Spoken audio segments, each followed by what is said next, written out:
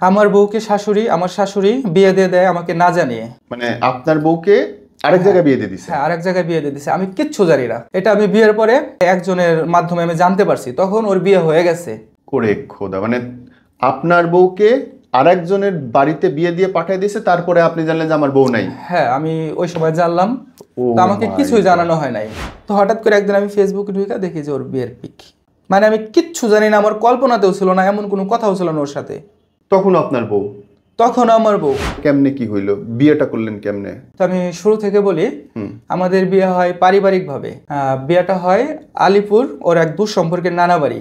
আলিপুর মানে রাজবাড়ি না ফরিদপুর? ফরিদপুর, ফরিদপুর, আলিপুর। আলিপুর, হ্যাঁ। আর ওইখানে বিয়ে হওয়ার কারণটা হয়েছে যে ওদের সাথে ওর আপন দাদা বাড়ি এবং নানা বাড়ি কারোর সাথে ওদের সম্পর্ক ভালো নাই, এলাকার মানুষের সাথে সম্পর্ক ভালো না, এই কারণে ওইখানে বিয়েটা হয়েছে।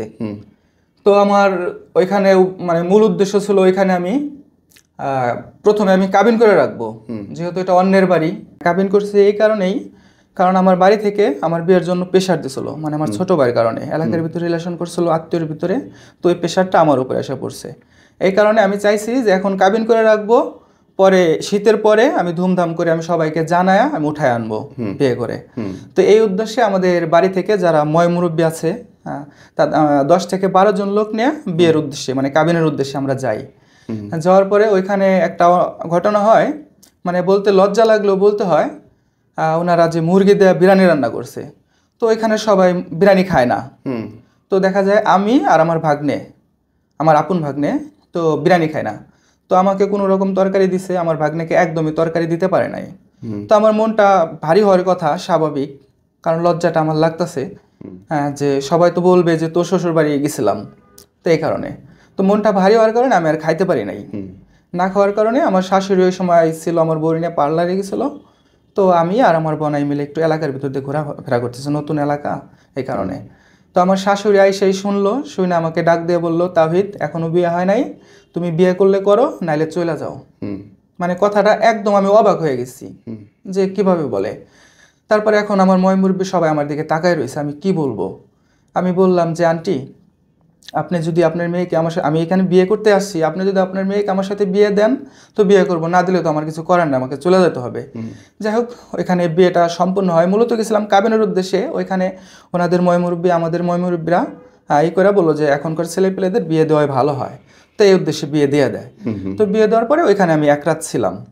1 রাত থাকার পরে তো ওরা যেহেতু সাভারের, ওরা তারপরের দিন সাভারে চলে যায়, আমি আমার বাড়িতে চলে যাই। কি আপনার বউ শাশুড়ি চলে আসে? হ্যাঁ, ওরা সাভারে চলে আসে। সাভারে ব্যাংক। আপনারা কত মানুষ নিয়ে গেলেন বিয়ে করতে? বিয়ে করতে গেছিলাম আমি 10 থেকে 12 জন, যেহেতু কাবিনের উদ্দেশ্যে গেছিলাম। আর যাওয়ার আগে আমি সম্পূর্ণ বলে নিছি ওনাকে আমার ব্যাপারে, মানে এতজন আমরা লোক যাইতেছি। তারপর ওনারা সাভারে চলে আসে, আমি আমার বাড়িতে যাই। ওইখানে 2 দিন থাকার পরে তো আমি ওনাদের বাসায় আসি বেড়াতে। বেড়াতে আসার পরে মানে ওনাদের কালচার এমনই যে একটা জামাইকে যে সর্বনিম্ন যতটুকু স্নেহ ভালোবাসা দিতে হয়, মানে আদর করতে হয়, তো ওনারা অতটুকু করে না। তা যাই হোক, আমি এগুলো মাইনে নিলাম। কিরকম? যেমন আমার সামনে আমার শাশুড়ি গল্প করে যে আমার বউকে একজন পছন্দ করতো, মানে আমার বউয়ের দুঃসম্পর্কের কাকা লাগে, সৌদি আরব থাকে, অনেক টাকা পয়সার মালিক। তো ওকে বিয়ে করতে চাইছিল, বিদেশে থাকে দেখে বিয়ে দেয় নাই। হ্যাঁ, তো এই ঘটনাগুলো আমার কাছে খুব খারাপ লাগতো, শুনতে খারাপ লাগতো। আমি ঈশিতাকে বলতাম এই ধরনের কথা কেন বলে, ওকে মানা করো। আমার ওয়াইফের নাম ঈশিতা।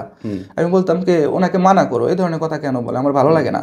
তো মানা করতো। আবার যেমন আপনার নর্মাল টাইমে যেরকম ভাই বোন কিংবা নিজেরা আচরণ করে, দেখা যায় একজন আর একজনের সাথে দুষ্টুমি করে কিংবা মারতে যায় রাইগা, তো আমার সামনে একদম সেম ভাবে আচরণগুলো করে, আমার বোরে মারতে যায় আমার সম্বন্ধী। তো এইগুলো দেখে আমার খুব খারাপ লাগতো যে আমি এই বাড়ির জামাই, আমার সামনে এমন করে। তো সেটাকে আমি বলতাম যে এমন কেন করে। আর যেহেতু ফার্স্টে একটা ওই যে ঘটনা ঘটছিল ওই খাওয়া নেওয়া, ওইখানে তো আমার কোনো দোষ নাই, ওইখানে ওনারা ভুল করছে, আর এটা আমার মনটা খারাপ হওয়া স্বাভাবিক। ওইখান থেকে উনি চিন্তা করে জামাই শুধু খাই করে, মানে উনি এরকম ভাবে। তো তারপর ওনাদের বাসায় আসার পরে ওনাদের কালচারগুলো দেখলাম, দেখার পরে এমনি একটু আমার মন খারাপ হলো। যাই হোক, তারপরে এগুলো আমি মাইনে নিলাম। তো আমার বাবা মার আসার কথা ঢাকা, মানে ওদের বাসায় আসার কথা। তো ওর আম্মু গার্মেন্টসে জব করে, ওর বাবা রিক্সা চালায়, এখন রাজমিস্ত্রির কাজ করে, মানে সাভার ব্যাংক কলোনি সবাই ওনাদের চেনে। হ্যাঁ, তো আমার বাবা মার আসার কথা।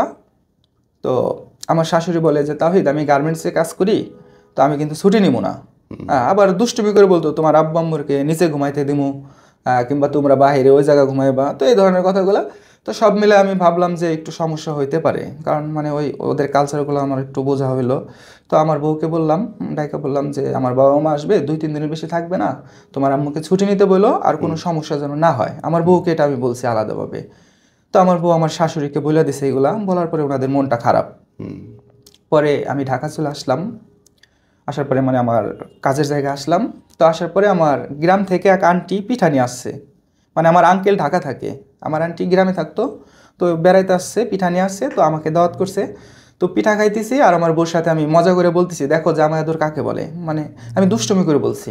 দুষ্টুমি করে বলার পরে তার কিছুক্ষণ পরেই ওর আম্মু আমাকে ফোন দিছে, বলে তাওহিদ ওকে ছাইড়া দাও, তুমি পুরুষ মানুষ, তুমি চাইলে 10টা বিয়ে করতে পারবা, আমার মেয়েকে তুমি ছাইড়া দাও। কেন? মানে ওই ফার্স্টে যে একটা কাহিনী হয়েছে, ওই যে খাওয়া নেওয়া, ওইখানে তো আমার দোষ নাই। দ্বিতীয়ত ওদের বাসায় আসার পরে ওই যে ওরা যে ঘটনাগুলো আমার সামনে করতো, এতে আমার মন খারাপ থাকতো। ওরা মনে করতো জামাই ভালো না, মানে ওদের ভুলগুলো আর বুঝতে পারতো না। তারপরে আপনার ঢাকা আসার পরে ওই যেহেতু আবার পিঠা নিয়ে বলছি, ওরা আম্মু এমনি মনে করে জামাই ভালো না, খাই খাই করে, এমনি মনে করে। কিন্তু এখানে তো আমার সব কথার জন্য আমার মেয়ের ছাইড়া দাও, হ্যাঁ ডাইরেক্ট বিয়ে এত আমাকে, সোজা?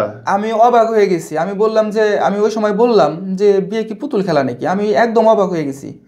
মানে বিয়ের দিন একবার, বিয়ের আগে একবার আমাকে বলছে চলে যাও, আবার বিয়ের 1 সপ্তাহের ভিতরে আবার আমাকে একবার বলছে ওকে ছাইড়া দাও। পরে আমার খুব খারাপ লাগতেছিল, কারণ সত্যি বলতে আমি কখনো রিলেশন করি নাই। হ্যাঁ, ওই আমার প্রথম, মানে ওর সাথে আমি অনেকটা জড়াই গেছি অল্প সময়ের ভিতরে। তারপরে আমার ওয়াইফকে আমি ফোন দিলাম, বললাম যে সীতা তোমার আম্মু তো এরকম এরকম বলে, এটা কি, এটা তো হয় না, কারণ বিয়ে তো পুতুল খেলা না। আমি ওকে বুঝালাম, বোঝানোর পরে বললো ঠিক আছে আমি আপনার সাথে চলে যাবো। তো ওর বাবা আবার ওকে হেল্প করছে। ওর বাবা ওকে বলছে যে তুই এখান থেকে চলে যা, নাহলে তোর আম্মু যে কোনো একটা কাজ করে ফেলবে। কারণ ওর বাবা জানে ওর আম্মু কিরকম। কারণ ওর বাবাকে আমার বাসায় যখন মানে ছিলাম, ওই সময় ওর বাবা মাঝে মধ্যে আমার বাসায় এসে কান্নাকাটি করতো, বলতো যে তোমার শাশুড়ি আর তোমার ভাই মানে আমার সুমন্দি মিলা বাইন্দা মারছে। তো এইগুলো শুনে আমি চুপ মারে থাকতাম, মানে এই কারণে ওর বাবা জানে ওর আম্মু কিরকম। তো এই কারণে বলছে যে তুমি ঈশিতা তুমি তোমার তাহিদের সাথে চলে যাও, উনি হেল্প করছে, উনি সবই জানতো। তো ঈশিতা বাস স্ট্যান্ড আসে, আসার পরে ওইখান থেকে আমি ওরে নিয়ে যাই। মানে ওদের বাসা থেকে আমার ভয়ভীতি দেখানো হয়েছে। আমি মানে এরকম কখন আমার সাথে কেউ আচরণ করে নাই, এ ধরনের আচরণ, এরকম খারাপ আচরণ। হ্যাঁ, এই কারণে ওদের বাসায় যাইতে আমি ভয় পাইছি। আমি সাভার থেকে ওকে নিয়ে গেছি। আমি নিয়ে যাওয়ার পরে আমি কতদিন পরে এটা বিয়ার সম্ভবত আপনার 1 সপ্তাহ হবে, 1 সপ্তাহ একটু বেশি হবে, 1 সপ্তাহের পরে 1 সপ্তাহের ভিতরে বলছে। আপনি তো ঢাকা আসলেন, সাভার আসলেন। হ্যাঁ, আমি ঢাকা সাভার ছিলাম। থেকে নিয়ে গেলেন কবে ওকে? ওকে বিয়ের আপনার 1.5 সপ্তাহ হবে। 1.5 সপ্তাহ মানে 15 দিন। 1 সপ্তাহের ভিতরে আমাকে বলছে যে ছাইড়া দাও। আমি 3-4 দিন আমি শুধু ভাবছি যে এমন কেন বললো, আমার বউরে আমি নিয়ে যাই, এটা চিন্তা করে নিয়ে গেলেন? হ্যাঁ, এটা ওকে আমি বললাম, ও রাজি হলো। তো আমাদের বাড়িতে নিয়ে গেলাম। এটা কি ওর মা বাবা জানতো না? জানতো না? ওর বাবা জানতো, ওর মা জানতো না। ওর মা জানলে ওকে আটকায় রাখতো। আচ্ছা, ওকে। মানে ওর মা তখন মেয়ের বয়স কত আপনার বউয়ের? তখন আপনার সম্ভবত 15 হবে। এত অল্প বয়সে তো মানে কিশোরী অপরাধ? হ্যাঁ, ওনারা তো বিয়ে দিছে এইভাবেই, কারণ ওনারা বলছিল যে বয়স বাড়ায় বলছে ওনারা। আপনি সার্টিফিকেট বা রেজিস্ট্রেশনের সময় ঝামেলা হয় নাই? না, এই ধরনের কোনো ঝামেলা হয় নাই। আচ্ছা, তারপর? মানে ওনারা যেরকম বলছে, তো আমি লম্বা চওড়া ছিল সে? না, ওইরকম লম্বা চড়া না, মানে ওই সময় একটু মোটা কাটা ছিল, ওইরকম বোঝা যেত না বয়স। আচ্ছা, তো আম্মু যেরকম বলছে ওইভাবে হয়েছে। তারপরে ওকে আমি বাড়িতে নিয়ে যাই। নিয়ে যাওয়ার পরে 2-1 দিন পরে ওর আম্মু, ওর ভাই আর ওর মানে কিছু লোক নিয়ে আমাদের বাড়িতে যায়। বলে যে আমার মেয়েকে কিডন্যাপ করে আনছে, কালো জাদু করে আনছে, নানান ধরনের কথা বলতেছে। আমার পুরা এলাকার লোকজন এক হয়ে গেছে আমার বাড়িতে, মানে এমন একটা হয়েছে, মানে এত চিল্লাপাল্লা করতেছে। করার কারণে ঈশিতা সরাসরি বললো যে ওর আম্মুকে বললো যে আমার ইচ্ছায় আমার স্বামীর সাথে আমি আসছি। এই কথা বলার পরে ওনারা ব্যর্থ হয়ে গেল, ওনারা আর কিছু করতে পারলো না। তো ওনারা তারপরেও 3-4 দিন ছিল, মানে ওরে ফোন দিত, যে বলতো যে আমি চলে আসছি, আমরা সাভারে চলে আসছি। তো আমাদের আবার একজন আত্মীয়, মানে ওদের ফ্যামিলির ভিতরে বিয়ে হয়েছে, তো ওরে দেয়া কথা বলাইতো, চল আমাদের বাড়ি চল, হ্যাঁ, তো এই ধরনের কথাগুলো বলাই। তো পরে এগুলো জানতে পারলাম যে ওর আম্মু তখনও ছিল, চাইছিল এইভাবে ওকে নিয়ে যেতে। তো ওর আম্মু যখন আমাদের বাড়ি থেকে মানে ঝামেলা করে যায়, ওই সময় পুরা এলাকা ভরে চিল্লাইতে চিল্লাইতে যায়, তাহিদকে দেখা নেবো, তাহিদের নামে মামলা করবো, আমার মেয়েকে কিডন্যাপ করছে, কালো জাদু করছে, এগুলা বলতে থাকে। তো সকালবেলা যখন আমি বাজারে যাব, বাজারে যাওয়ার সময় অনেকে আমাকে ডাইকা বলে যে ওই মহিলা কিরা, এরকম কেন করলো। হ্যাঁ, তো অনেক ধরনের প্রশ্ন করছে আমাকে। জি। হ্যাঁ, তারপরে তো এইভাবে কিছুদিন চলতে থাকে। তারপরে আপনার একটা গ্রামের মেয়ের যদি একটা গ্রামে বিয়ে হয়, তারপর প্রথম প্রথম দেখা যায় স্বামীর বাড়িতে একটু পরিবেশের সাথে মিশতে একটু সমস্যা হয়, তো মিলাই নিতে সমস্যা হয়। তো ওর ক্ষেত্রে ও গ্রামের মেয়েও না, ও শহরের মেয়ে। তারপরে ওর মা ওকে কুপরামর্শ দিতেছে, এই কারণে ও একটু উচ্ছৃঙ্খল হয়ে গেল। মানে এমনিতে একটু অনেক অনেক পরিমাণ জেদিও, এমনি উচ্ছৃঙ্খল হয়ে গেল। উচ্ছৃঙ্খল হওয়ার কারণে তো আমার পরিবেশের সাথে মিশতে পারতেছে না মানুষের সাথে। তো ওকে আমি তো এগুলো বুঝতেছি সবই, ওকে আমাকে সময় দিতে হবে।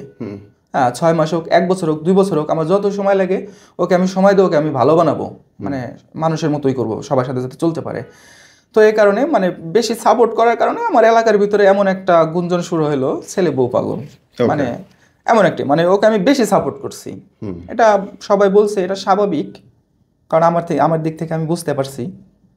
কারণ আমি ওর দিকটাও চিন্তা করছি, ও তো শহরের মেয়ে, ছোট মানুষ। তো এই কারণে আমি চিন্তা করছি যে ওকে আমি ঢাকা নিয়ে যাই, আমার কাজের জায়গায় নিয়ে যাই।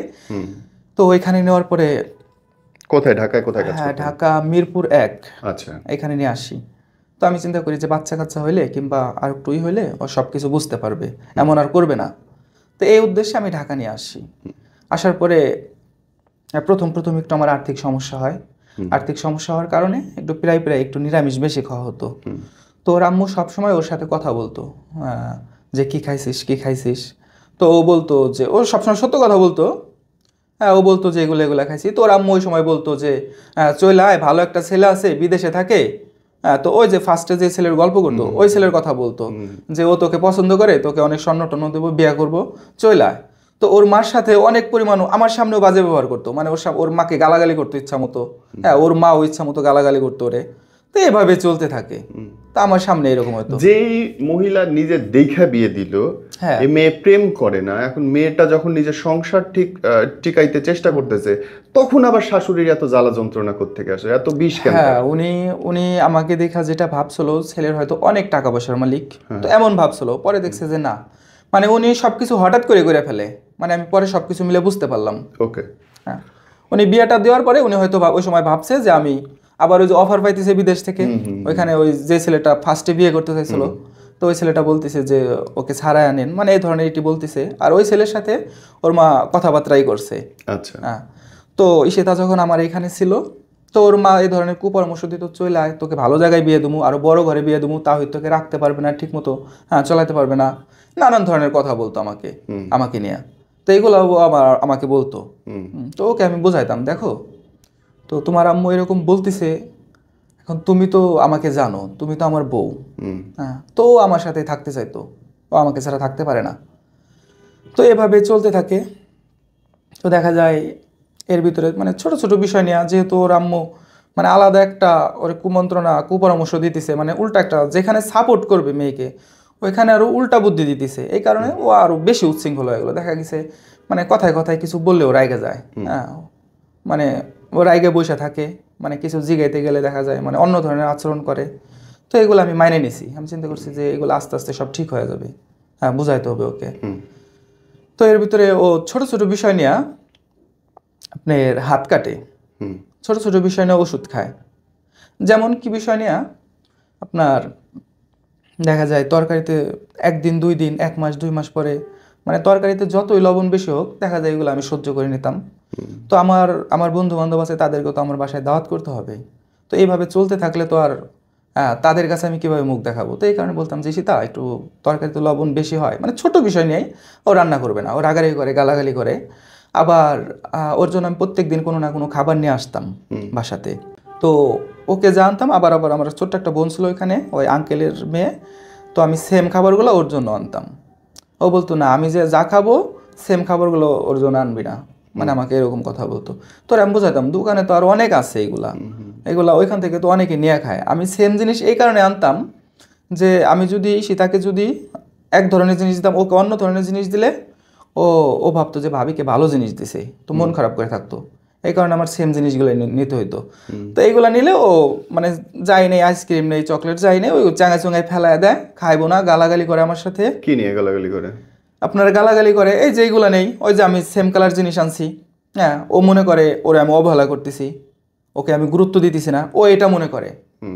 আর ভাবির? হ্যাঁ, মানে এটা হলো আমার বউর কথা বলতেছি, ও এগুলা মনে করে যে আমি আমার কথা শোনে না, আমি যে যা আনতে বলছি মানে সেম জিনিস ওকে আনছে, ওর জন্য আনছে। তো এই সমস্ত বিষয় না গালাগালি করে। কিন্তু আপনি সেম জিনিসই কেন আনতেছেন? আমি সেম জিনিস এই কারণে আনি, ও হলো ছোট, মানে আমার যে ছোট বোন, মানে ওইখানে পাশের আঙ্কেলের যে মেয়ে, ও দেখা যায় আমি যদি ওর জন্য এক ধরনের জিনিস আনি, ওর কাছে অন্য ধরনের জিনিস দিলে, ও ছোট তো, ও তাকায় থাকে, ও চিন্তা করে যে ভাবির মনে হয় আরো ভালো জিনিস দেওয়া হয়েছে। ওই আঙ্কেল বাচ্চার জন্য কেন আনতেছেন প্রতিদিন? এটা আনতাম মানে ওনাদের সাথে আমার এমনি সম্পর্ক ভালো, মানে আমরা একই জায়গার, তারপরে আমি যে কাজ করি ওই আমি আঙ্কেলের কাছ থেকে এটা আমি শিখছি, তো ওনার সাথে আমার অনেক সম্পর্ক ভালো। তো এই কারণে দেখা যায় আমি একই বাসার ভিতর থাকি, একই ফ্ল্যাট, মানে একই ফ্ল্যাটে আপনার দুইটা রুম, মানে আমরা ই করে থাকি দুইটা রুম, মানে দুজনের ছোট। তাহলে তো ওর রাগ করা স্বাভাবিক। হ্যাঁ হ্যাঁ, তাহলে তো আপনার বউয়ের রাগ করা স্বাভাবিক। সে আপনি অন্যের বাচ্চার জন্য আনেন বা যার জন্য আনেন, আপনার বউয়ের জন্য যেটা আনবেন সেটা তো অন্য একজনের জন্য হইতে পারবে না। ঠিক আছে, এখন ওকে আমি বুঝাইতাম, ও একটা বাচ্চা। আপনার বউ তো বাচ্চা, 15 বছরের একটা মেয়ে। হ্যাঁ, ওকে আমি বুঝাইতাম যে ও বাচ্চা, ও এগুলো বুঝতো না, মানে এই সমস্ত জিনিস নিয়ে গালাগালি করতো। গালাগালি করতো, পরে আমি ওরে বুঝাইতাম, আবার আমার কাছে মাপ চাইতো। হ্যাঁ, মানে রাগ টাক থামে গেলে আমার কাছে মাপ চাইতো, তো এই বিষয়ে হাত কাটতো। আবার আপনার সেলফ হামও করতো, হ্যাঁ, মানে কাটাকাটির অভ্যাস ছিল। হ্যাঁ, কাটাকাটির অভ্যাস ছিল। ওকে, তো কেমন যে আপনার এখন আমাদের ওই সময় মানে প্রায় 6-7 মাস পার হয়ে গেছে। তো আমি সকালবেলার আমি হোটেলে নাস্তা করতাম, তো ওকে বলতাম যে সীতা তুমি নাস্তা বানাও। হ্যাঁ, তো নাস্তা বানাইতো না, সকালবেলা ঘুমায়ে থাকতো, আমি চলে যেতাম ডিউটি থেকে আসার পরে দেখা যায় আমার একটু মনটা খারাপ থাকতো, যেহেতু চাইলে নাস্তাটা বানাই দিয়েও ঘুমাইতে পারে। তো মনটা খারাপ থাকার কারণে দেখা যায় আমি দুপুরবেলা আসছি, আইসে দেখি যে ও ঘুমাইতেছে, মানে শুয়েছে, ওকে উঠাইতাম, ওঠানোর পরে ও রাইগে থাকতো। মানে আমার মনটা ভারী, তোর মনটা ভারী কেন, হ্যাঁ, তুই আমাকে পছন্দ করিস না, এই ধরনের মানে উল্টাপাল্টা যত কথাগুলো আমাকে বলতো। তোর আমি বুঝাইতাম, দেখো তুমি চাইলে তো নাস্তাটা বানায়ও ঘুমাইতে পারো, হ্যাঁ, আমি তো আর ঘুমাইতে পারি না, আমার তো ডিউটি করতে হয়। তোর আমি সুন্দর করে বুঝাইতাম। তো এই সমস্ত বিষয় নিয়ে মানে অফিস থেকে এসে দেখি যে শুয়ে রয়েছে, হাতে ওড়না টোনা পেঁচে, মানে খোলায় দেখি যে হাত কাটা, মানে আমি নিজেও অবাক হয়ে যেতাম যে এই কারণে কেউ হাত কাটে নাকি। মানে ওরে আমি অনেক বুঝাইতাম এই সমস্ত বিষয় নিয়ে। তারপর এইভাবে চলতে থাকে। আবার ছোট ছোট বিষয় নিয়ে ও রাগারাগি করে ওর আম্মুরে ফোন দেয়, ফোন দিলে ওর আম্মু কি করে, ওর বাবারে সঙ্গে সঙ্গে পাঠিয়ে দেয়। হ্যাঁ, পাঠিয়ে দেয়, আপনি রাত 1টা হোক 1:30টা হোক এমন হলেও পাঠিয়ে দেয়, মানে এরকম সময়ও পাঠিয়ে দেয়। তো পাঠিয়ে দিলে তো আমি অপেক্ষায় থাকতাম যে ওর আব্বু আসবো, আমাদের এগুলো সমাধান করব। তো ওর আব্বু এসে কোনো কিছু জিগাইতো না, ওরা এসে নিয়ে যেত, আর ওকেও আমি থামাইতে পারতাম না, কারণ ও প্রচণ্ড জেদি। হ্যাঁ, ও বলতো যে আমি ছাদে যা লাভ দিমু, হ্যাঁ, কিংবা আমি একলা চলে যাবো।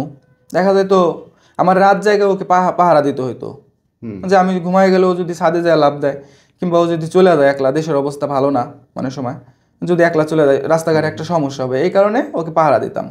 হ্যাঁ, হ্যাঁ, এরকম আমার এই 2টা বছরের প্রত্যেকটা সপ্তাহের 3-4টা দিন আমার এরকমই গেছে। আমি ঠিক মতো ঘুমাইতে পারি নাই, আমি ডিউটিতে গেলে আমার মাথা ব্যথা করতো, আমি ঠিক মতো ডিউটি করতে পারতাম না, মানে আর্থিক সমস্যার ভিতরে থাকতাম।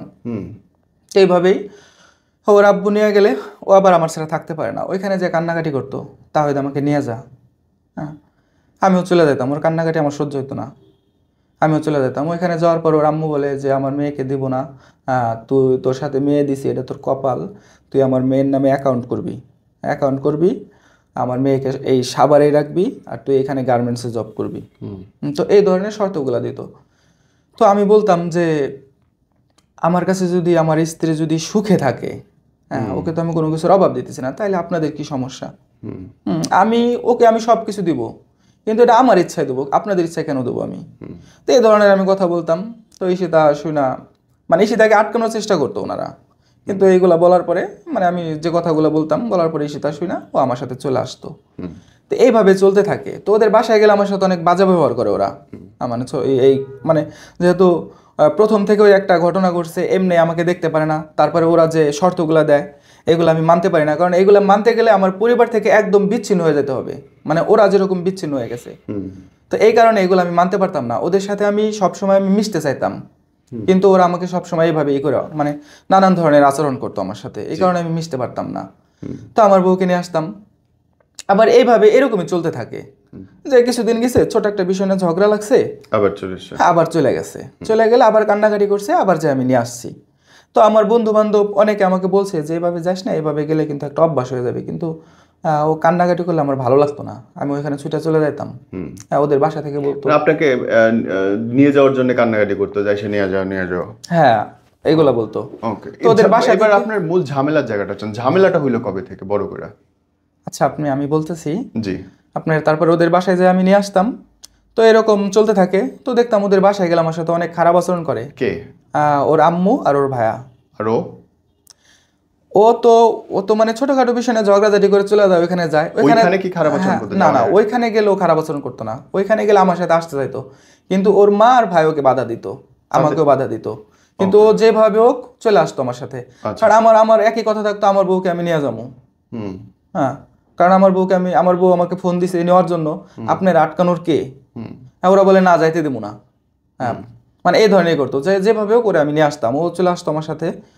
তো এরকম করতে করতে তো প্রচুর পরিমাণে ওরা ওদের বাসায় গেলে অবহেলা করে, অপমান করে আমাকে। তো এই কারণে আমি ওদের বাসায় জবাব দিয়ে দিই। তো যদি কখনো রায়গা চলে গেলে আমি কান্নাকাটি করলে ওদের আমি বাসার সামনে যাই, দাঁড়ায় থাকি, আমি বলি যে তোমাদের বাসায় আমি যাবো না, তোমাদের বাসায় গেলে আমাকে অনেক অপমান করে। তো এই কারণে ওদের বাসায় আমি যাইতাম না। বাসায় না যাওয়ার কারণে ওনারা ওকে রাখতে পারতো না, দেখা যায় ওর ভাই কিংবা ওর বাবা একটু আগে দিত, ওকে আমি নিয়ে আসতাম। এইভাবে অনেকবার চলতে থাকে, এর ভিতরে আবার সব ঠিক হয়ে যেত। হ্যাঁ, আসার পরে ঠিক হয়তো, আবার এই ছোট ছোট বিষয় নিয়ে আবার এই যে ঝগড়া লাগতো, মানে খুবই ছোট ছোট বিষয় নিয়ে, এই যে এইগুলো নেই। ধরেন আপনার ওকে মার্কেটে নিয়ে গেছি, এই যে একবার হাত কাটার যে একটা কাহিনী হয়েছে ওইটা বলি। ঈদের সময় ওকে আমি মার্কেটে নিয়ে গেছি, তো ঈদের সময় অনেক পরিমাণ ভিড়, তো কোনো কিছু পছন্দ হইতেছে না, আমারও হইতেছে না, ওরও হইতেছে না। তো এমন সময় মানে অনেকক্ষণ ধরে হাঁটতেছি, তো এমন সময় দেখি যে আমার মানে হাঁটতে হাঁটতে মানে ওর জিনিসগুলা, আমার জিনিসগুলো পছন্দ হইতেছে না, তো ওর জিনিসগুলো আমি খুঁজতেছি, তো হঠাৎ করে দেখি যে আমার সাথেও নাই, তো এক জায়গায় দাঁড়ায় রয়েছে। আমি বুঝতে পারতেছি ও বিরক্ত হইতেছে, দাঁড়ায় রয়েছে। পরে যা বললাম যে তোমার এইগুলো আমি পাইতেছি না এই জায়গা দিয়া, তো থম ধরে মানে দাঁড়ায় রয়েছে। পরে আমি মানে নিকাব ধরে এরকম টান দিছি, চলো, টান দেওয়ার পরে আমার মানে গায়ে হাত দিছে, বলে যে তুই নিকাব ধরে টান দিলি কে? মেয়ে মানুষের নিকাব ধরে টান দিতে হয় নাকি? যাই হোক, গায়ে হাত দিছে, এখন মানে ওইটা নিয়ে আমি করি নাই। তো এরকম করার পরে আমার সাথে মানে যাইবো না, আমি বললাম চলো, আমি তো তোমার জন্যই ঘুরতেছি এই জায়গা দেয়া। ওকে ভাই, আমি অনেক পরিমাণ সাপোর্ট করছি, আমি চলো তোমার জন্যই তো আমি এখান দিয়ে করতেছি। তো এক সময় ও রাগারাগি করে ও বাসায় চলে আসবে। হ্যাঁ, তো আমি বিরক্ত হয়ে মানে মনের দুঃখে আমি দাঁড়ায় রয়েছি, ও দেখে হঠাৎ করে ও বাসায় চলে আসছে। হ্যাঁ, বাসা তো তালা মারা। তো বাসায় আসার পরে দেখি যে বাসার সামনে বসে রয়েছে। হ্যাঁ, আমি বাসা খুললাম, বাসা খোলার পরে ও পাশের রুমে মানে আঙ্কেলদের ওই সময় বাড়িতে আসছে, তো পাশের রুমে আঙ্কেলদের রুমে গেল। আমি মানে মনের দুঃখে আমার রুমে যে আমি শুয়ে রয়েছি, আমাদের বাসার রুমের ভিতরে যা। তো হঠাৎ এক সময় চিন্তা করলাম যে ও যাই হোক, ও তো অনেক রাগী, ওর তো আমার রাগ ভাঙাইতে হবে, যা করছে। তো রুমের ভিতরে গেলাম, ওর কাছে যা মানে প্রথমে গালাগালি করলো, এটি করলো, যাই হোক আমি ওর কাছে নত হয়ে অনেক বুঝাইলাম। তো হাতে একটা ওড়না পেঁচানো ছিল ওর, আমি ফলো করি নাই যে কী জন্য পেঁচাইছে। তো রাগ ভাঙানোর পরে সব কিছু আবার ঠিকঠাক, মানে আমরা হাসাহাসি করতেছি, দুষ্টুমি করতেছি।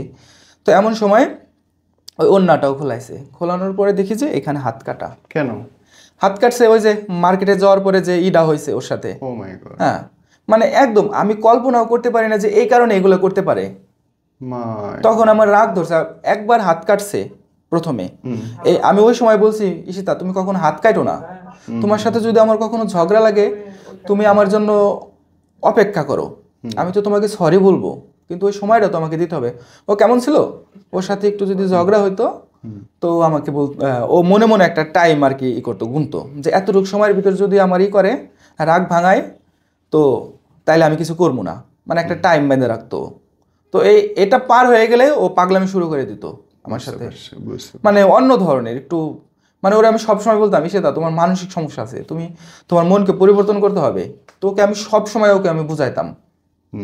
এমন চলতে থাকে। তো ওই বিষয়টা না, ওই যে হাত কাটলো, তো আমি বাড়িতে এমনি বেশি একটা যাইতাম না।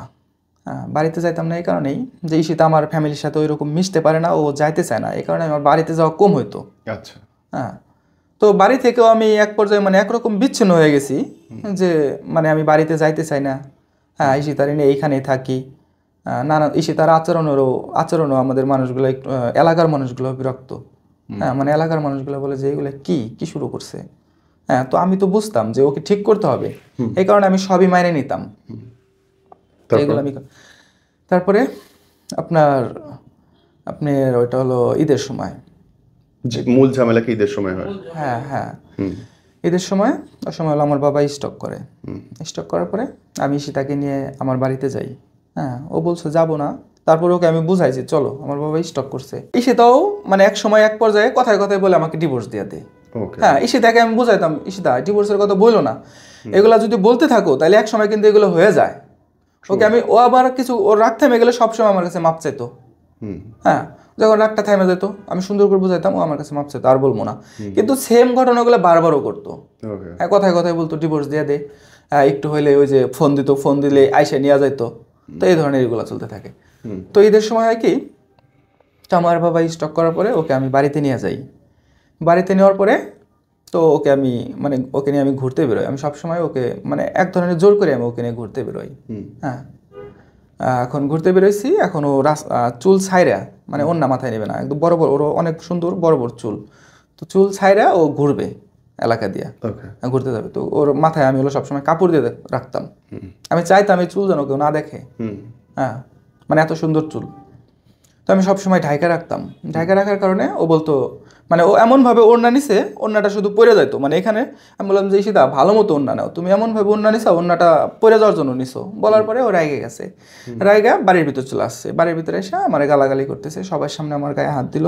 মানে সবাই তো অবাক, কেমন মানে এতদিন, হ্যাঁ আমার গায়ে হাত দিছে। গায়ে হাত দেওয়ার পরে সবাই, মানে ওর কাছে 1000 টাকা ছিল, টান দিয়ে ছিল, ব্যাংক ছিল। ও আবার কি করতো, ব্যাংকের ভিতরে টাকা রাখতো, আবার ওর যখন মন চাইতো দেখা যায় অনলাইনে ড্রেস অর্ডার দিত। দেখতাম যে ব্যাংকের তলা নাই, আমি চিন্তা করতাম যে টাকা পাইলো কই। হ্যাঁ, ব্যাংক মানে ঠিক আছে, তলা নাই। তো এমন হইতো।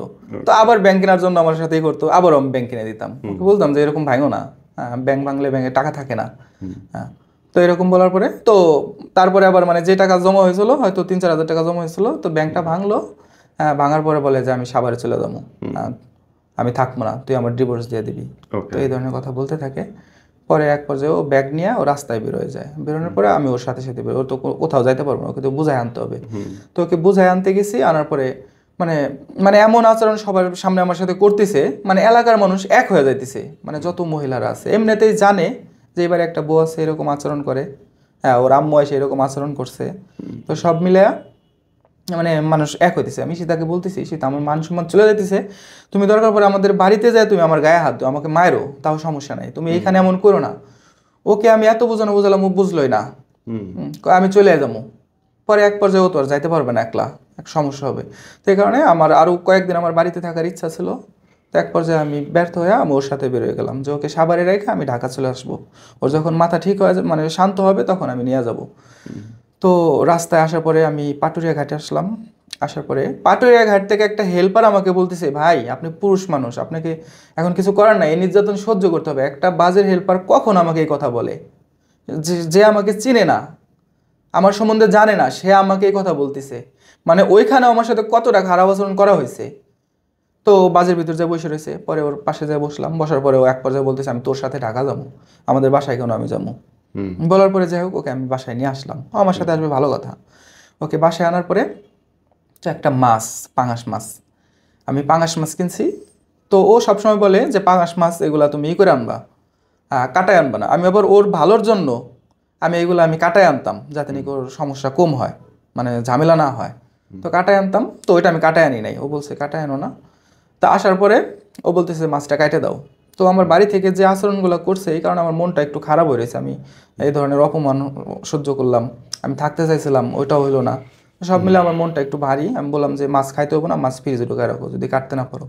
তো এক পর্যায়ে রায়গা বসে রয়েছে খাটের উপরে। বসে থাকার পরে ও আমাকে, আমি মানে নিচে আসছি, বাসার নিচে আসছি, মানে ও আমার সাথে খারাপ আচরণ করার কারণে আমি হলো পরোটা, ও বসে রয়েছে, আমি নিচ থেকে পরোটা নিয়ে আসছি, আর পরোটা খাইতেছি। পরোটা খাওয়ার সময় ও আমাকে বলতেছে আহ, যে আমাকে ছাইড়া দে, হ্যাঁ অনেক কিছু বলতেছে আমাকে, আমার গায়ে হাত দিতেছে। আমি চুপ মারে পড়াটাই খাইতেছি, আমি কিচ্ছু করতেছি না। আমার গলায় টিপি দিল, এসে করলো, করার পরে এক পর্যায়ে আমার এত খারাপ লাগলো, আমার চোখে পানি চলে আসলো। এত অপমান কেন করতেছে? এত অপমান কেন করতেছে? এত অপমান মূলত আমি যতটুকু বুঝি, মানে আপনার ওই অনুভূতিটা তখন হচ্ছিল যে আমার এইসব করতেছে। হ্যাঁ হ্যাঁ আমার সাথে এমন কেন করে বারবার। হ্যাঁ, হ্যাঁ তারপর? মানে একে তো ওর ফ্যামিলি আমার সাথে খারাপ আচরণ করে, দ্বিতীয়ত প্রায় আমার পরিবার থেকে আমি বিচ্ছিন্ন হয়ে গেছি, আন্ডারস্ট্যান্ড। তৃতীয়ত ও আমার সাথে এরকম করে, ও আমাকে বোঝে না। রাইট। মানে ওর জন্য আমি এত এত সাপোর্ট করি ওর জন্য। আমি আমি বলি ভাইয়া, ওকে আমি কেমন সাপোর্ট করতাম, আমি আপনার আমি মানে বাসায় যখন শুয়ে থাকতো, তখন দেখা গেছে ও যদি একটু অসুস্থ হলো, আমার কান্না চলে আসতো। হ্যাঁ আমি মাথায় তেল দিয়ে আমি সবসময় বেনি করে দিতাম। ওর যখন নাকি প্রতি মাসে যখন নাকি ওর পেট ব্যথা হতো, তখন আমি রাত জেগে পেটে আমি গরম জল ধরে রাখতাম। হ্যাঁ মানে ওর একটু অসুস্থ হলে আমার ভালো লাগতো না। ও অসুস্থ একটুই হইলেই ও যদি আমাকে খালি একটা মিস কল দিত, আমি দৌড়ায় বাসায় চলে আসতাম, মানে কাছে আমার ফ্যাক্টরি, ওইখান থেকে। আমার বন্ধুরা দুষ্টুমি করতো যে বউ পাগল। আমি কাজ করতাম আর ওর সাথে চ্যাটিং করতাম, সবাই বলতো যে মানে মানুষ করে প্রেমিকার সাথে চ্যাটিং আর ও করে বউর সাথে। তো আমি মানে সবাই এগুলা জানতো যে আসলে ওর আমি কতটা সাপোর্ট করি, তো এই কারণে। তারপরে আপনার ওই ঢাকা ওই মাছ কাটারি নেয়া ও আমার সাথে খারাপ আচরণ করলো। এক পর্যায়ে আমার খুব খারাপ লাগলো, আমার চোখে একদম জল চলে আসছে। আসার পরে আমি বাসা থেকে নিচে এসে বসে রয়েছি, বাসার নিচে। তো একসময় চিন্তা করলাম, মতো অনেক ও কী করতেছে না করতেছে, আমি উপরে যাই দেখে আসি। তো উপরে যাওয়ার পরে ও আমাকে বলতেছে, তাহলে তুই কি ভালো হবি না? ও আমাকে তুই করে বলতো।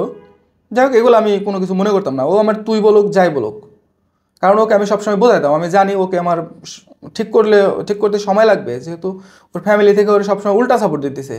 হ্যাঁ ওর ফ্যামিলি থেকে ওই বিদেশি ছেলের কথা বলতো যে ওই ছেলে তোকে বিয়ে করতে চায়, তুই চলে আয়। তারপর আবার আর একটা ছেলে আছে ফরিদপুরের, নাম শাকিল, ওই ছেলের কথাও বলতো যে তোকে বিয়ে করতে চায়। হ্যাঁ ওই ছেলে। এই মাছ কাটার নিয়েই আপনার সাথে ফাইনাল ঝগড়াটা হলো, তাই কি? হ্যাঁ মাছ কাটা নিয়ে ফাইনাল ঝগড়া বলতে আপনার ও আমার সাথে খারাপ আচরণ করার পরে মানে আমি নিচে চলে আসলাম এক পর্যায়ে, মানে খুব খারাপ লাগতেছিল। তো উপরে আসার পরে বলতেছি, তাহলে তুই কি ভালো হবে না? ওকে আমি বুঝলাম, দেখো সেটা তুমি আমার সাথে এমন এমন আচরণ করছো, আমার মনটা খারাপ হয়, এটা স্বাভাবিক। আমি সবসময় ওর সাথে আমি শান্তভাবে কথা বলতাম, হ্যাঁ মনটা এমন হওয়া স্বাভাবিক। বলার পরে পরে পরে ও তুই তাহলে আর ভালো হবি না বইলা খাটের নিচ থেকে একটা গ্লাস উঠে মানে চুমুক দিতে, মানে আমি ধরে ফেলছি, ধরতে ধরতে যতটুকু চুমুক দিছে, পরে দেখি ভিতরে টারপেক্সেল গোলানো আছে। আমিও বুঝতে পারি না, মানে নাকের কাছে নিলাম যে সার্ফেক্সেলের একটা গন্ধ করতেছে। পরে ওকে আমি সরোয়ার্দী হসপিটালে নিয়ে গেলাম, মানে ওইখানে কিছু হসপিটালে আমি করছি, নিয়ে গেছি, বলছে যে ওয়াশ করার কিছু নাই। হ্যাঁ এই কারণে আমি সরোয়ার্দী হসপিটালে নিয়ে গেছি। নেওয়ার পরে ডাক্তার বললো যে ওর দেখা বললো যে সিরিয়াস না, টেনশনের কোনো কারণ নাই। পরে আমার ওষুধ পানি লেখা দিল, আমি নিচে আসলাম ওষুধ নিতে, মানে 1000 টাকার ওষুধ নিয়ে আসলাম। নেওয়ার পরে ডাক্তার যখন ওকে স্যালাইন দিবে তখন চিল্লাপাল্লা করতে বলতেছে, আমি স্যালাইন নেবো না, আমি মরবো, ওকেও মারবো, ওরকম ফাঁসাবো, মানে এরকম কথা বলতেছে। ডাক্তার বিরক্ত হয়ে বলে ওরে নিয়ে যান, ওর চিকিৎসা করবো না, আমাকে বলতেছে। তো আমি অন্য এক ডাক্তারের কাছে বললাম যে স্যার মানে ও তো স্যালাইন নিতে চাইতেছে না, ওকে অন্য কোনোভাবেই করা যায় কিনা? কয় না, আপনি ওকে নিয়ে যান, ওর চিকিৎসা করবো না। মানে এমন ওইখানেও এমন আচরণ করতেছে। হ্যাঁ ওইখানে সবাই এক হয়ে গেছে ওইখানের। হ্যাঁ আমার আমার আন্টি প্রেগনেন্ট, আবার আমার আঙ্কেল উনি খুব সরল সোজা মানুষ, তো আমার পাশের ফ্ল্যাটের ওই সময় আঙ্কেল ছিল না, আন্টি ছিল। আন্টির মানে প্রেগনেন্ট উনি, ওনাকে নিয়ে আমি হসপিটালে আসছি। হ্যাঁ ওনাকে নিয়ে আসার পরে আঙ্কেলটিকে ফোন দিল, আঙ্কেল আসলো। আসার পরে মানে আমার আঙ্কেল ওর বাবা মারে ফোন দিল এরকম আচরণ দেখা। পরে ওর বাবা মা আসলো, ওর বাবা মা ভাই আসলো। আসার পরে ওর মা আর ভাই আমার সাথে খুব খারাপ আচরণ করতেছে, হ্যাঁ তোরে মারমু, মানে অনেক ধরনের খারাপ আচরণ। ওইখানের হসপিটালে সবাই এক জায়গা হয়ে গেছে এগুলা দেখা। তো এক পর্যায়ে ওইখানে যে সিকিউরিটি গার্ড ছিল আনসার, উনি আমাকে বললো যে বাবা তুমি চলে যাও, এখানে থাকো না, ওনাদের ভালো না, ওনারা তোমাকে মারবো, মানে এই ধরনের কথা বললো। বলার পরে যেহেতু ওর অবস্থা সিরিয়াস না, হ্যাঁ তারপরে ওর মা আসছে, ওর ভাই আছে, সবাই আছে, তো আমি এই কারণে ওইখানে ওকে রাইখে আমি চলে আসছি। আমার আঙ্কেলও বলছে চলে যা তুই। হ্যাঁ আমি চলে আসছি, আমার বাবা স্টক করছে, আমি বাড়িতে চলে আসছি। আসার পরে আমার আঙ্কেলকে ধরছে, বলছে যে তাওহিদকে এনে দাও। এগুলো আমার পরে আমার আঙ্কেলের কাছ থেকে শুনতে পারছি, তাওহিদকে এনে দাও, নাহলে আপনাকে আমি যাইতে দেবো না। আমার আঙ্কেল এমনি ভীতু মানুষ, সরল সোজা, তো ওনার কাছে 1000 টাকা ছিল, 1000 টাকা ওই সিকিউরিটি গার্ডকে দিয়ে উনি বাড়ি করে দিছে। বাড়ি করে দেওয়ার পরে পরে আমি বাড়িতে আসার পরে ওইখান থেকে ওরা বলতেছে যে তাওহিদ আমার মেয়েকে তোরা সার্ফ এক্সেল খাওয়াই ই করছোস, বলতেছে বিষ খাওয়াইছোস, আমার মেয়েকে মারার চেষ্টা করছোস। তো এই ধরনের কথা বলে। একটা মানুষ যদি কাউকে মারতে চায় তাকে কি সার্ফ এক্সেল খাওয়ায়? আর তাকে কি সে কি হসপিটালে নেওয়া যায়? তো আমাকে এই ধরনের ইগুলা বলতেছে ওইখানে মামলা হয়ে গেছে তোর নামে, ওইখানে হয়েছে, আমার নানান ধরনের ভয়ভীতি দেখাইতেছে, তোর খবর আছে, আমার গালাগালি করতেছে। তো এক পর্যায়ে আমার কাছে ফোন আসলো, ওর পেটে বাচ্চা আছে। এক পর্যায়ে ফোন আসলো, ফোন আসার পরে মানে প্রথমে যাক আমার পরিবারে কেউ বিশ্বাস করে না, কারণ ওদের এত খারাপ আচরণ। আমাদের পরিবার থেকেও ফোন দিলে ওরা খারাপ আচরণ করতো, মানে খারাপ আচরণ ওরা বলতে ওর মা করতো, আর ওর মা যা বলে ওর ভাই তা করে, আর ওর আব্বু কিছু করতে পারে না। ওর আব্বু আমাকে অনেক পছন্দ করতো, কিন্তু ওর আব্বু কিছু করতে পারে না, কারণ ওর আব্বুই মার খায়, আয়সা আমার বাসায় এসে কান্নাকাটি করে। উনি কি বলবে, উনি ওনার বউ মানে ওনার সাথে খারাপ আচরণ করলে উনি বাসা থেকে চলে যায়, আবার আমি শুনছি যে আবার খুঁজে নিয়ে আসে। লাস্টলি কি হলো? হ্যাঁ, লাস্টে হয়েছে আপনার আমি শুনলাম যে ওর পেটে বাচ্চা আছে। তারপরে আমি ঢাকা চলে আসলাম, ওদের বাসায় আসলাম। আসার পরে যেহেতু ওর পেটে বাচ্চা আছে, তো সব কিছু চিন্তা করে আমি মানে সব কিছু মাইনে নিলাম, মানে যাই ছিল, মানে আমি নত হলাম ওদের কাছে। নত হওয়ার পরে আমি এইভাবে 2 মাস আসা যাওয়া করতাম। হ্যাঁ, 2 সপ্তাহ পর পর, মানে যেহেতু প্রেগনেন্ট, ওকে তো আর আমার কাছে রাখতে পারবো না, ওরাও চায় যে ওইখানে রাখতে। হ্যাঁ, ওরা আমার মানে মাঝে মধ্যে বলতো যে আমার মেয়েকে 2 বছর আমরা এখানে রাখবো। আচ্ছা। কিন্তু ওদের এই আচরণের কারণে আমাকে বাধ্য হয়ে নিয়ে যেতে হয়েছে। আচ্ছা। আমার ইচ্ছা ছিল শীতের পরে আমি সুন্দর করে সাজায় নেবো, আমি গহনা টহনা সব কিছু দিয়ে আমি সাজায় নেবো। ওনাদের জন্য আমি বরখাটেও বসতে পারি নাই, ঈশিতাকে আমি সাজাইতেও পারি নাই, বুঝতে পারছি, ওনাদের এই ব্যবহারের কারণে। তারপরে 2 মাস আমি আসা যাওয়া করতাম, মানে 4-5 কেজি করে আমি ফল নিয়ে যেতাম, আর ওর হাত খরচ দিয়ে আসতাম। তো এরকম তো কথায় কথায় ওর আম্মু বলতো যে আমার মেয়েকে 13-14 না কয় হাজার টাকার কথা দিন বলতো, আমার মেয়েকে এত টাকা খরচ করছে। আমার কাছে সরাসরি বলতো না, মানে এরকম কথা ওঠাইতো। তো এগুলো আমি বুঝতাম, কিন্তু ওই টাকা আমি কেন দেবো? হ্যাঁ, কারণ আমাকে এমনি রাখছে দৌড়ের উপরে, আমাকে কখনো শান্তিতে থাকতে দেয় না, আমি সবসময় দৌড়ের উপরে থাকতাম। কিন্তু ঈশিতাকে আমি অনেক ভালোবাসি দেখা আমি সব কিছু আমি মাইনে নিতাম, মানে ওনারা যেমনই করুক আমি ওনাদের কিছু বলতাম না। আমি চাইতাম ঈশিতার সাথে ওনাদের সম্পর্ক ভালো থাক, আমার বাচ্চা কাচ্চা যেন নানা নানির বাড়ি যাইতে পারে, তো এই কারণে আমি অনেক কিছু মাইনে নিতাম। তো তারপরে এরকম ওর আম্মু এই সমস্ত কথা বলতো। তো একদিন মানে ওই দিনকার সকালবেলা মানে আমি চলে আসবো, মানে ঢাকা চলে আসবো। তো সকালবেলা ওর আম্মু দিয়ে যে হাউকাউ করতেছে, হ্যাঁ, ওর সাথে রাগারাগি করতেছে, চিল্লাচিল্লি করতেছে, তুই অনেক চালাক, হ্যাঁ এই সেই, মানে ওই হাউকায় আমার ঘুম ভাঙছে। ঘুম ভাঙার পরে বললাম যে কি হয়েছে? পরে বলে ও চালাকি করে ভাত খাইছে, তোমার আলট্রাসাউন্ড টাকা বাঁচাই দেওয়ার জন্য, মানে এই ধরনের কথাগুলো বলতেছে। আমি বললাম আজকে ভাত খাইছে, কালকে তো আলট্রাসাউন্ড করা যাবে, আমি টাকা দিয়ে যাইতেছি। হ্যাঁ, আপনি এরকম সবসময় তো আপনি ছোট লোকই করছেন, আপনি এখন এরকম করতেছেন কেন? মেবি দোষ, আমি 2টা বছর পরে আমাকে জ্বালানোর, আমি কখনো খারাপ আচরণ করি নাই। তারপরে আমি মানে খারাপ আচরণ করার কারণে ওইখানে 1000 টাকা রেখে আমি ঢাকা চলে আসি। আসার পরে আমাকে অনেক গালাগালি করে, হ্যাঁ, যে ওইগুলো রেকর্ডিং আমার কাছে আছে, বলছে তোর বাচ্চাকে নষ্ট করে ফেলবো, হ্যাঁ তুই আসলে তোর জবাই করে ফেলবো, এই ধরনের কথা আমাকে বলছে। তার কিছুদিন পর আমি খবর শুনতে পারছি আমার বাচ্চা নষ্ট হয়ে গেছে, বাচ্চা ওরাই নষ্ট করছে। হ্যাঁ, এর ভিতরে আবার আমার বাড়িতে একটা নোটিশ গেছে। ওইটা কিসের নোটিশ আমি জানতাম না, পরে আমি ওই নোটিশটা দেখলাম, ওইখানে ওইটা হলো একটা উকিলি নোটিশ। হ্যাঁ, তালাকের না, ওইটা একটা উকিলি নোটিশ। ওইখানে লেখা আছে আমি নাকি 3 লাখ টাকা যৌতুক নিছি, 2 লাখ টাকা আরও চাইছি, আরও বিদেশ যাওয়ার জন্য আরও ওর কাছে চাইতেছি। বলে যে বাড়ির সবাই যারা আছে সবাই মিলা ওর উপরে আমরা টর্চার করছি। ওরা তো আমি বাড়িতে রাখি নাই, ওকে রাখতাম আমি ঢাকা, বাড়ির সবাই কিভাবে টর্চার করলো ওর উপরে, আর আমি কোনো যৌতুক নেই নাই। ওইটাই কি লাস্ট দেখা, আর কোনো দেখা হয় নাই আপনার বউয়ের সাথে? না, মানে তারপরে ঢাকা আসার পরে যখন শুনলাম যে আমার বাচ্চা নষ্ট করে ফেলছে, তো মনের দুঃখে কষ্টে আমি একদম যোগাযোগ বন্ধ করি দিই। এরকম 1 সপ্তাহ যোগাযোগ বন্ধ থাকার পরে আবার ওর সাথে আবার আমি কথাবার্তা আবার শুরু করলাম। যা করছে ওর মা করছে, ও তো বোঝে না, ওকে সবসময় আমি অবুঝ মনে করতাম। তো তারপরে ওর সাথে আবার কথাবার্তা আমি শুরু করলাম। ও বলতো যে আমার বাচ্চা হবে না, বলতাম যে আল্লাহ তাআলা যদি বাচ্চা না দেয় সমস্যা নাই, তোমাকে আমি বিয়ে করছি, তুমি আমার বউ থাকবা, এই ধরনের কথা বলতাম। তো এক সময় ও আমাকে বললো যে তাওহিদ আমাকে নিয়ে যাও। আমি এমনিতে ওদের বাসায় আমি ফোন দিতে পারি না ওর সাথে যোগাযোগ করার জন্য, কারণ ফোন দিলে ওর আম্মু ধরে বলে ওরে সাইডে দিবি, ওরা ফোন দিবি না, আমি ওর কান্নাকাটির শব্দ পাই, এই কারণে আমি নিজে থেকে ফোন দিতে পারি না। ও যদি আমাকে ফোন দেয় আমি ব্যাক করি। তো এর ভিতরে দেশের ভিতরে যে ঝামেলা হলো, এই ঝামেলার ভিতরে ও আমাকে ফোন দিলো, মেসেজ করলো যে তাওহিদ আমাকে নিয়ে যাও। তো আমি বললাম যে আমি তোমাকে তো নিয়ে আসবো, আমি তোমাদের বাসা থেকে এবার আমাকে অনেক অপমান করা হয়েছে, আমি তোমাদের বাসায় আর আমি যাবো না, তুমি পাকিজার সামনে, আমি যেখান থেকে ওকে নিয়ে আসতাম বলতাম যে পাকিজার সামনে আসো কিংবা তোমার বাবাকে দিয়ে যাও, এই কথা বলা, তোমার বাবাকে বলো দিয়ে যেতে, এই কথা বলার পরে ও আমার ফোন এই রাখা দেয়, মেসেজ করা বন্ধ করে দেয়, ব্লক করে দেয়। তো আমি ফেসবুকে মাঝে মধ্যে ঢুকে ওর খোঁজ খবর নেই যে কি পোস্ট করলো এই সেই। তো হঠাৎ করে একদিন আমি ফেসবুকে ঢুকে দেখি যে ওর বিয়ের পিক, মানে আমি কিচ্ছু জানি না, আমার কল্পনাতেও ছিল না, এমন কোনো কথাও ছিল না ওর সাথে, কি আমি ওর বিয়ের পিক দেখছি।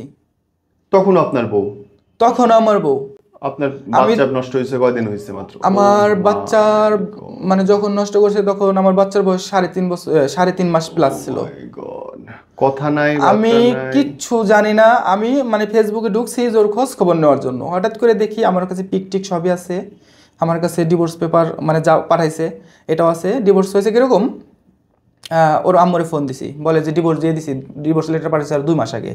একবার বলে 2 মাস আগে, একবার বলে প্রথমে বলছে 1 মাস আগে, পরে বলে 2 মাস আগে।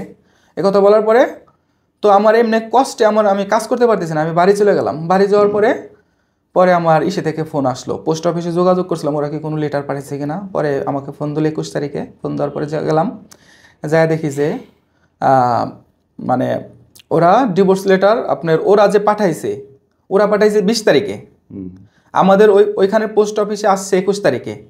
আর বিয়ে করছে তারও আগে, আমি যখন ঢাকা ছিলাম মানে তারও আগে বিয়ে করছে। মাই গড, মানে তার মানে তো পুরো অবৈধ বিয়ে হয়েছে। আপনি এখন কেস করলে মেয়ের জেল হয়ে যাবে, এবং ইউ শুড ডু ইট, আপনার কেস করা উচিত। কারণ সারাক্ষণ পুরুষ নির্যাতিত হইতে থাকবে, আইন একেবারেই নাই পুরুষের জন্য, তারপরেও যেটুকু আছে চিটিং এর কেসটা করা আসলে আমি চাই না ইসি তার কোনো সাজা হোক, ও সংসার করতেছে করুক, কিন্তু ওর ভাই আর ওর মা ওনাদের কারণে আমার সোনার সংসারটা নষ্ট হয়ে গেছে। কারণে না, আপনার বইয়ের কারণে, সে তার কারণে, সে এত অবুঝ না যে তারে উঠাই দিল সে চলে গেল না ভাই। হ্যাঁ, আমি এতটাও চকলেট খাওয়া মেয়ে সে না। হ্যাঁ, তাকে এত ইনোসেন্ট পবিত্র হওয়ার দরকার নেই। সে নিজে জেনে শুনে স্বাক্ষর করছে, আরেকজনের পুরুষের বিছানায় গিয়া শুইতেছে, সে এত পবিত্র এত ইনোসেন্ট না ব্রাদার। তার শাস্তি হওয়া উচিত, এবং অবশ্যই শাস্তি হওয়া উচিত। আমি তো ওকে মানে তারপরে আমি করছি, মেসেজ করছি ওকে, আমি একটাই প্রশ্ন করছি যে এমন কেন করলি? কেন করবেন না? আপনি তো বারে বারে তারে প্রশ্রয় দিচ্ছেন। সংসারটা ভালোবাসার আদরের, ঠিক আছে, কিন্তু সে বারে বারে একই ভুল করতেছে। আপনি 1 দিন 2 দিন 3 দিন সহ্য করছেন, 4th দিন যখন সহ্য করছেন ওই ভুল সে আবার করবে, এবং এটা সে গ্যারান্টি হিসেবে নিয়ে নেবে। ওকে আমি সবসময় বোঝানোর তালে থাকতাম, ও আমাকে আবার মাপ চাইতো আমার কাছে। আমি দেখতাম যে ওর পরিবার থেকে এরকম করতেছে, তো এই কারণে এরকম করে, এই কারণে ওকে আমি সবসময় বোঝাইতাম। কারণ আমি চাইতাম যে ও বুঝুক। ভাই আপনার ভুল কোন জায়গাটায়? ছোট মানুষ বিয়ে করাতে আমার দৃষ্টিতে নাম্বার 1। নাম্বার 2, যখন সে বারে বারে চলে যাচ্ছে, আপনি যখন বারে বারে নিয়ে আসতেছেন, এইটা ঠিক হয়নি। ও যখন কান্নাকাটি করতো তখন আমি থাকতে পারতাম না, আমার অনেকে মানা করতো, কিন্তু আমি চলে যেতাম। আপনার বোঝা উচিত ছিল আপনার বউ মানসিকভাবে অসুস্থ, সে রাগ করে হাতের মধ্যে আঘাত দিতেছে, রাগ করে সে এটা ওইটা করতেছে, অতি রাগ, হাইপার অ্যাক্টিভিটি করতে, তখন আপনার মানসিক ডাক্তার দেখানোর দরকার ছিল। সে মানসিক রোগী, ওই সংসারে একই ঘটনা ঘটবে, ঘটনা আলাদা কিছু ঘটবে না, আপনি নিশ্চিত ও বিয়ের আগেও মানে এরকম একবার করছে, হাত কাটছে, কারণ ওর আমি হাত কাটারই দেখছিলাম। এরকম ঘটনা ঘটতেই থাকবে। এনিও ব্রাদার, শেষে যদি আপনি যারা দেখতেছে তাদের জন্য কিছু বলতে চান। আসলে আমি মানে কারো সংসার ভাঙার জন্য এখানে আসি নাই, মূলত আমি চাই যে আমার সাথে যে জঘন্য কাজটা করছে সারা বাংলাদেশের মানুষ দেখুক, সবাই সতর্ক হয়ে যাক, এমন কাজ যেন কারোর সাথে কেউ না করতে পারে, ওরা যেন এইখানেই থামে যায়। আর আমি 18 কোটি মানুষের কাছে আমি ওদের বিচার চাই, আমার সোনার সংসারটা তছনছ করে দিছে। এরকম শাশুড়ি ঘরে ঘরে জন্মাক, আর তাহলে সব মেয়েরা সিঙ্গেল থেকে যাবে, 2 দিন পর পর ডিভোর্স হবে। আর ওর সাথে লাস্ট বিয়ে দিছে ওই ফার্স্টে যে প্রথমে যে বলছিল যে দুঃসম্পর্কে টাকা লাগে বিদেশ থেকে, ওই ছেলেটার সাথেই লাস্ট বিয়ে হয়েছে। টাকার কাছে বিয়ে হয়েছে আসলে, টাকার কাছে। এই জন্য বলি পুরুষ মানুষের স্বামী হচ্ছে টাকা, আর মেয়ে মানুষের স্বামী হচ্ছে পুরুষ মানুষ। ও আমাকে কালকে মেসেজ করছে, মানে অনেকদিন পরে। বউ? হ্যাঁ, মেসেজ করার পরে বলতেছে কি রে মিস করতেছে? না, এগুলা বলে নাই, বলে যে তোকে মুক্ত করে দিলাম। ওরা আমাকে বারবার বলতো যে ডিভোর্স দিয়ে দিও, ওর আম্মু বলতো। তো আমি একসময় বিরক্ত হয়ে বলছিলাম যে আমি বিয়ে করছি, আমি কি ডিভোর্স দেওয়ার জন্য বিয়ে করছি? আমার বউকে আপনার কথা মতো আমি ডিভোর্স দেবো? মানে আপনার বউ লিখছে যে তোরে মুক্ত করে দিলাম। হ্যাঁ, এই কথা বলছে। বলার পরে আমি বললাম যে আমি তোর জন্য কি করি নাই, তুই আমার সাথে এমন কেন করলি? হ্যাঁ, তোর জন্য তো আমি ঢাকাও থাকতে চাইছিলাম, তুই যেহেতু বাড়ি থাকতে পারিস না, কই থাক তুই তোর ঢাকা, এখন আমি থাকবো হলো সৌদি আরব টু মানে দুবাই। কারণ ওর জামার অনেক টাকা পয়সা হয়, সৌদি আরব বাড়ি গাড়ি আছে। হ্যাঁ, এই মেসেজগুলো আমার কাছে এখনো আছে। পারফেক্ট, ভালো কাম করছে। একটা মেয়ে কেন গরিব গরিব ঘরে পড়ে থাকবে? সে সুন্দরী আছে, সে বিয়ে করে নিবে বড়। হ্যাঁ ঠিক আছে, পুরুষ মানুষ কিন্তু আমাদের কাজ করা আমার উচিত সাথে ভাই। তো ওর এমন কোনো কথা ছিল আমগো না। প্রেম প্রীতি সংসারের পরে পুরুষের কাছে আগে ক্যারিয়ার, আগে টাকা। টাকা ইনকাম করেন, অটোমেটিকলি সে আপনার কাছে ঘুরে দৌড় দিত। ওর সাথে যেমন ও টাকা ইনকাম করছে, ওর কাছে দৌড় দিছে, এটা সোজা হিসাব। ওর সাথে মানে ও আমার যে করতেছে, আমার কথা বলার মতো ভাষা নাই। ও এমন একটা কাজ করছে, ওকে শুধু আমি লাস্ট বললাম, একটা পতিতা টাকার জন্য নিজেকে বিলিয়ে দেয়, হ্যাঁ, তুমিও টাকার জন্য নিজেকে বিলিয়ে দিলা। আপনার পতিতা টাকা নাই, তোমার এই ভিতরে জন্যে- কোনো পার্থক্য নাই। না না, এত এত এত গর্বের কিছু নাই। আপনার টাকা থাইকা এই কথাটা কন। আপনি এখনো ফকির, আমি এখনো ফকির। টাকা ইনকাম করে তারপরে কন ওরে পতিতা। আপনি তো ফকির চোদা এখনো। Sorry for my language, me two, আমিও সেম। তাইলে আমরা আরেকটা মানুষকে কেমন টাকার কথা কমো? যখন আমি আপনি পর্যাপ্ত টাকা ইনকাম করতে পারবো, কোটি কোটি টাকা ইনকাম করতে পারবো, তারপরে গিয়ে আরেকজনে বইতে পারবো, এই তুই তো টাকার জন্য গেছো, এই দেখ আমার কাছে আছে। আপনি টাকা ইনকামের যোগ্যতা এখনো তো দেখেন না, ও আমাকে বলছে ফকিন্নি বলছে। হ্যাঁ, তো ঠিকই তো বলছে। আপনি তো ফকির নি, আমি তো ফকির নি, ঠিকই তো বলছে। ও টাকা দিয়ে বিয়ে করছে, কেন করবে না? ওটা পারলে কেন করবে না? আপনি যদি সুন্দর দেখে গলে যেতে পারেন, ও টাকা দিয়ে কেন করবে না? লজিক্যাল তো ব্রাদার। মাফ করে দিন কোথাও মন খারাপ হইলে, but I said the truth. Thank you.